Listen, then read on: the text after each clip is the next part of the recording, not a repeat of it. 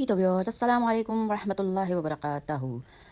तो व्यूअर्स, अगर हम वाकई जहन्नम की आग से बचना चाहते हैं तो सिर्फ दुआ काफ़ी नहीं होती, बल्कि इसके साथ कुछ ऐसे अमाल भी ज़रूरी हैं जो इंसान को इस आग से दूर ले जाते हैं।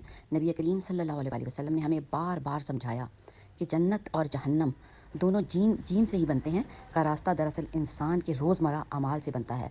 माशाल्लाह, सुभान अल्लाह, अल्लाहु अकबर। एक बहुत ही प्यारा दिन और एक बहुत ही प्यारी सुबह माशाल्लाह व्यूअर्स। और तीसरा अशरा जनाब, तीसरे अशरे में कैसे हम लोग दाखिल हुए पता भी नहीं चला।